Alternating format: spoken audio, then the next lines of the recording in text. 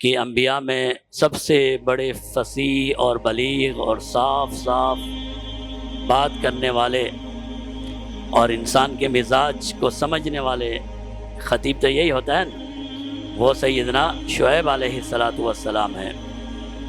تو سیدنا شعیب علیہ السلام نے اپنی قوم میں جو برائیاں دیکھیں اور جو کمی محسوس کی، نہایت ہی شفقت سے، ہمدردی سے، مہربانی سے، جیسے ایک نبی کا مقام ہے، سیدنا شعیب نے اپنی قوم کو ان برائیوں سے روکا۔ اور ان برائیوں کا تذکرہ ہم کر چکے۔ ایک تو وہ اللہ کے ساتھ شرک کیا کرتے تھے، اور پھر معاشرتی برائی ان میں یہ تھی کہ وہ ناپ تول میں کمی کیا کرتے تھے۔ ناپ اور تول میں کمی کرنے کا آغاز قوم شعیب سے ہوا ہے۔ اور تیسرا یہ کہ وہ ڈاکہ زنی کیا کرتے تھے، ظلماً لوگوں سے جبراً مال چھین لیا کرتے تھے۔ تو سیدنا شعیب علیہ السلام نے اپنی قوم کو ان معاملات سے جب روکا اور نہایت ہی فصاحت کے ساتھ، بلاغت کے ساتھ، مہربانی اور شفقت کے ساتھ انہیں سمجھانے کی کوشش کی، تو قوم شعیب کا رد عمل کیا تھا؟ انہوں نے سیدنا شعیب کو کیا جواب دیا؟ اللہ رب العزت نے اس جواب کا خلاصہ بھی قرآن کریم میں بیان فرمایا ہے کہ جب شعیب علیہ السلام اپنی قوم کو وعظ اور نصیحت کیا کرتے تھے اور انہیں سمجھانے کی کوشش کیا کرتے تھے، تو قوم آگے سے جواب کیا دیتی تھی؟ قوم کا رد عمل کیا تھا؟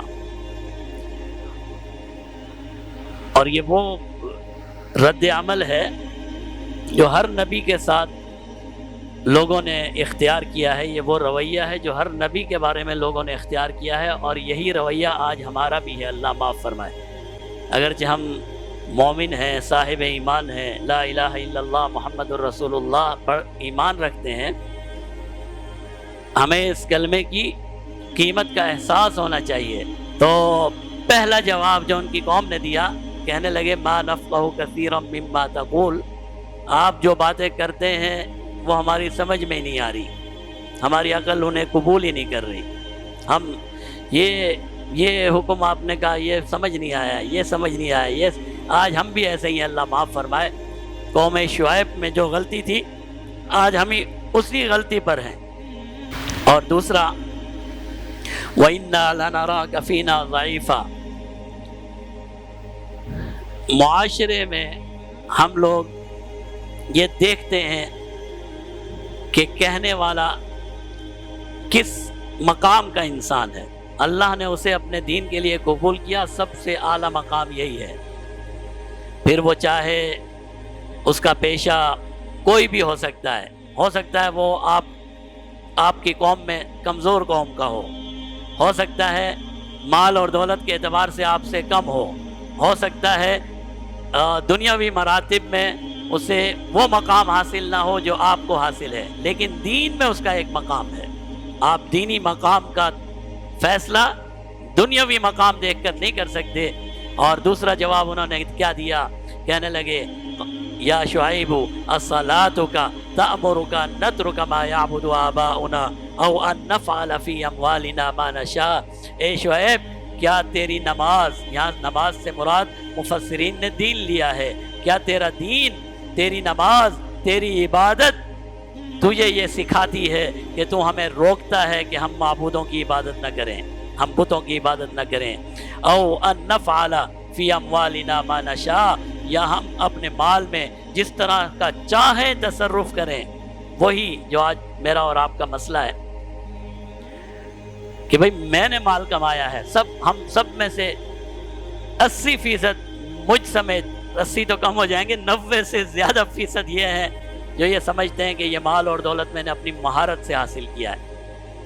ہم میں سے صرف 200 میں سے 2-1 ہوگا جو یہ کہے گا کہ اللہ کا مجھ پر رحم ہے کہ یہ مجھے مل گیا، ورنہ میری طرح کے تو کئی گھوم رہے ہیں، جوتے چھٹکا رہے ہیں، کچھ بھی نہیں ہے۔ ہم کیا کہتے ہیں؟ میری مہارت، میری پلاننگ، میری سوچ، میری فکر، میرا طریقہ تجارت، اس کی وجہ سے مولوی صاحب میں آگے بڑھ گیا ہوں۔ آپ نہیں، اللہ نے آپ کو دیا ہے، اللہ نے دیا ہے، اللہ کا مال ہے۔ کہنے لگے یہ مال ہمارا، یہ دولت ہماری، یہ کاروبار ہمارے، یہ تجارتیں ہماری، یہ مہارتیں ہماری، اور تو کہتا ہے کہ ہم نعوذ باللہ اللہ کی مان کے اس میں ہم کام کریں گے۔ بھائی میں نے کمایا ہے، دین کا اس سے کیا؟ یہ بھی بر صغیر کے مفسرین نے اور آج کل کے جو مفسرین ہیں انہوں نے اس آیت کو تطبیق دی ہے۔ ہمارے قومی مزاج سے جو آج مزاج بن چکا ہے، ہم یہ کہتے ہیں کہ دین کا دنیا سے کوئی تعلق ہی نہیں ہے، دین ایک پرائیویٹ پرسنل معاملہ ہے۔ بالکل صحیح ہے، دین ایک پرسنل معاملہ ہے، جب تک کہ کوئی انسان ایمان قبول نہ کر لے،